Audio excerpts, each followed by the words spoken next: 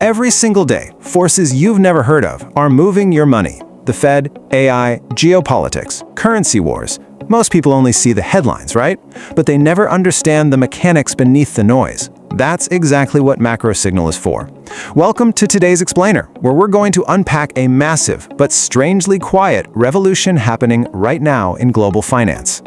The Federal Reserve is actively rewriting how it talks to the market. For decades, Wall Street has basically lived on Fed speak. The clues, the hints, the intense forward guidance to figure out exactly where interest rates are heading. But under the new leadership of Chairman Kevin Warsh, that era is abruptly over.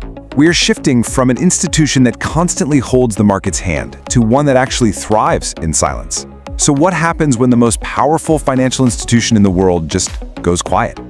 Section 1. The New Fed Era. Okay, let's contrast the old with the new. Historically, we are talking about rolling forecasts, endless forward guidance, and literally telling investors what to expect months in advance. Contrast that with Warsh's Fed.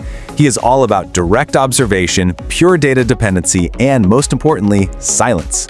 Treasury Secretary Scott Bessent recently called this a market detox. Essentially, the Fed is forcing investors to kick their addiction to central bank hints and actually start looking at the real economic data. Section 2. Timeline of communication changes. The speed of this dismantling is just breathtaking. Warsh was just sworn in as Fed chair on May 22, 2026. By his debut FOMC meeting on June 17th, he was already taking a sledgehammer to tradition. Then by the July 29th meeting, he's totally restructuring the policy framework. And by early August, he's floating ideas that would fundamentally alter the calendar of global finance. Let's break down the exact data points for each of these moves. What's wild here is the sheer scale of the change at that June 17th debut. Warsh didn't just tweak the policy statement, he absolutely gutted it. He slashed the text from 341 words down to just 130. That is a massive 62% reduction. He completely stripped out the forward guidance language that markets literally obsess over. And in this incredibly symbolic move, when it came time to update the Fed's famous dot plot, the grid showing individual officials' rate expectations, Warsh just declined to submit his own dot. The captain literally refused to tell the passengers where he thinks the ship is steering. And this brilliantly captures his whole philosophy. During the press conference, Warsh told the financial world exactly what he expects of them. He said, market participants are learning to play the ball, not the referee. He wants markets reacting to real-world inflation and jobs numbers, the ball, rather than reacting to the Fed's commentary, the referee. Things escalated so fast from there. Fast forward to the July 29th meeting. Rates were held again at 3.5% to 3.75%, sure. But Warsh made headlines by stating the Fed needs to observe data direct and unfiltered, declaring they are not constrained by market prices. To formalize this overhaul, he set up 5 new task forces to rethink everything from policy to productivity.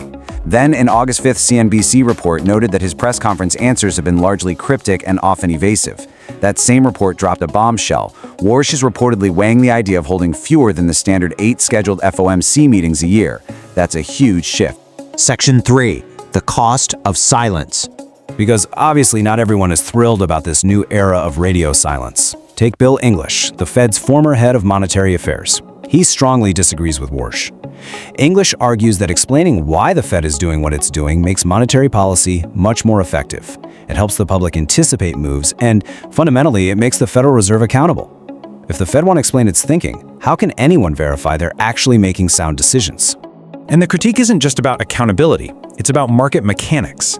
Global strategist Komal Srikumar pushes back hard on the idea that investors are just spoiled.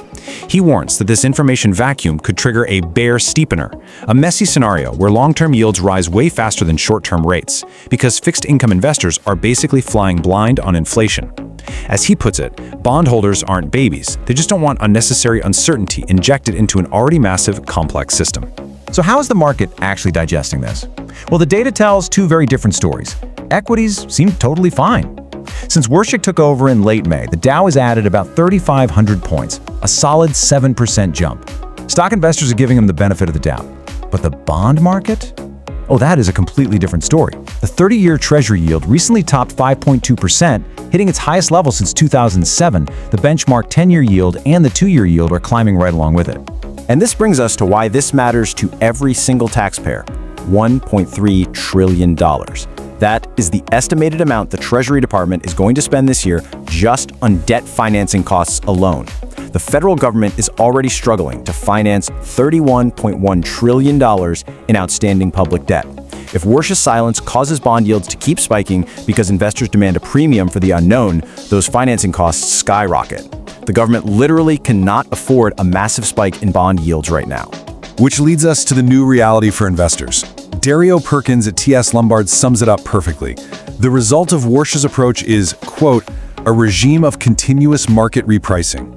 Without the Fed telegraphing its moves months in advance, volatility is guaranteed. We are heading into an era where FOMC meetings are going to be genuine suspense events. You won't know the outcome ahead of time. That opens up wild new trading opportunities for sure, but also some very serious risks. Section 4. Detox or flying blind. Right now, honestly, nobody really knows if this new institutional design is going to work. Some strategists are saying Warsh is kind of getting away with it so far, urging the market to just provide a little bit of grace during this massive transition.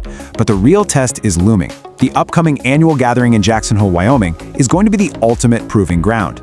It's historically the place where Fed chairs lay out new agendas, and literally all eyes will be on how Warsh handles a highly volatile economic landscape without his forward guidance safety net. We've seen the timeline, we've looked at the data, and we understand the massive stakes for the bond market. Now, I want to hear from you. Is Kevin Warsh executing a brilliant, much-needed reform to stop the market from front-running the Fed? Or is he intentionally flying blind and risking a total bond market meltdown? Vote and explain your reasoning down in the comments. And if you want to keep understanding the hidden forces moving your money, make sure you subscribe to MacroSignal and hit the bell so you never miss an explainer. Thanks for joining me, and I'll catch you in the next one.